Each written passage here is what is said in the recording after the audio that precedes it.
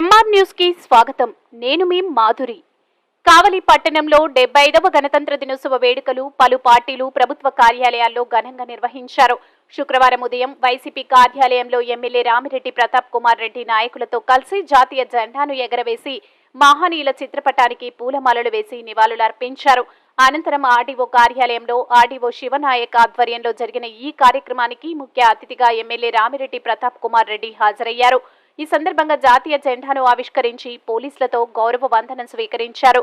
అనంతరం ఆయన మాట్లాడుతూ భారతదేశ స్వతంత్రం కోసం పోరాడి ప్రాణాలను అర్పించిన మహాత్మా గాంధీ, సుభాష్ చంద్రబోస్, అల్లూరి సీతారామరాజులతో పాటు ఇంకా ఎంతో మంది మహనీయుల గొప్పతనం గురించి విద్యార్థులకు వివరించారు. అనంతరం వివిధ వేషధారణలో విద్యార్థులు చేసిన సాంస్కృతిక కార్యక్రమాలను ఆయన తిలకించారు. ఈ కార్యక్రమంలో డీఎస్పీ వెంకటరమణ, వైసీపీ పట్టణ అధ్యక్షుడు కేతిరెడ్డి శివకుమార్ రెడ్డి, గంధం ప్రసన్నాంజనేయులు, అమర యాదగిరి గుప్తా, పలువురు వైసీపీ నాయకులు, పలువురు అధికారులు తదితరులు పాల్గొన్నారు.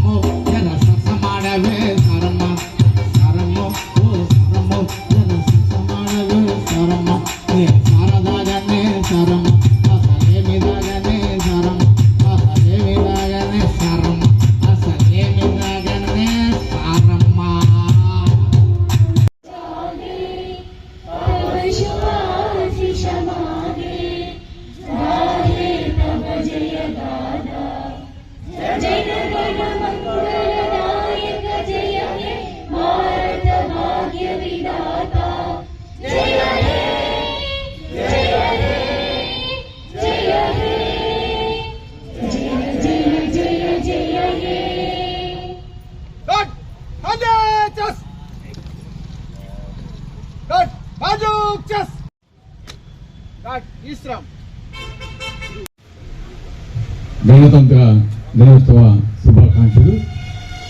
అదేవిధంగా ఈరోజు ఈ కార్యక్రమాన్ని నిర్వహిస్తున్న రెవెన్యూ డివిజనల్ ఆఫీసర్ సేనానాయక్ గారికి, అదేవిధంగా ఈ కార్యక్రమానికి చేసిన మన డిఎస్పీ గారైన వెంకటరమణ గారికి, అదేవిధంగా ఇక్కడికి వచ్చేస్తున్న కావలి నియోజకవర్గ ప్రజలకు, అదేవిధంగా ఈరోజు ఈ కార్యక్రమంలో పాలు పంచుకుంటున్న చిన్నారులకు, వారి తల్లిదండ్రులకు, మీడియా మిత్రులకు అందరికీ కూడా గణతంత్ర శుభాకాంక్షలు తెలియజేస్తున్నాం. ఈ కార్యక్రమాన్ని ముఖ్యంగా మనం ప్రతి సంవత్సరం కూడా చేసుకుంటున్నాం. ఎందుకంటే ఎంతోమంది మహానుభావుల యొక్క కృషి వల్ల మనకి భారతదేశానికి స్వాతంత్రం రావటం, అదేవిధంగా ఈరోజు రాజ్యాంగాన్ని కూడా మనకి డాక్టర్ బాబాసాహెబ్ అంబేద్కర్ గారు మన భారతదేశానికి అందించడం నిజంగా చాలా గర్వంగా ఫీల్ అవుతాం. అటువంటి రోజుని మనం ఈరోజు గణతంత్ర దినోత్సవంగా చేసుకోవటం మనం ఎప్పుడు కూడా చూస్తాము. ఎందుకంటే ఇటువంటి కార్యక్రమాలు తప్పకుండా మనం చేయాలి. మన భావితరాలకి, మన పిల్లలకి, వారందరికీ కూడా తెలియజేయాలి. ఎంతోమంది మహానుభావులు కృషి వల్ల ఈరోజు భారతదేశానికి స్వాతంత్రం వచ్చింది అనేది కూడా తెలియజేయాల్సిన బాధ్యత మన అందరి మీద ఉంది. అదేవిధంగా వారి ఆశయాన్ని కొనసాగించాల్సిన ఆవశ్యకత కూడా ఎంతైనా ఉంది. వారి మార్గంలో మనం కూడా నడిచి తప్పకుండా భారతదేశాన్ని అభివృద్ధి పదంలోకి తీసుకుపోవాలని కూడా తెలియజేస్తున్నాం.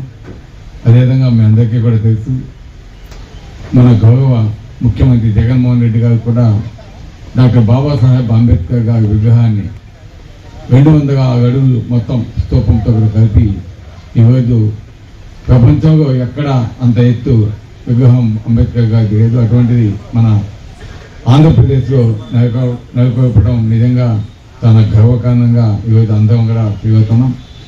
ఆయన చేసిన సేవలు కావచ్చు, పేద బడుగు బలహీన వర్గాలు చేసిన సేవలు కావచ్చు, అదేవిధంగా రాజ్యాంగాన్ని నిర్మించి మనకి ఇవ్వటం కావచ్చు, అటువంటి మహానుభావుని ఈరోజు మనమే కాదు, మన తర్వాత వచ్చే మన పిల్లలు, వాళ్ళ పిల్లలు కూడా గుర్తుపెట్టుకోవాలంటే ఇటువంటివన్నీ కూడా అవసరం.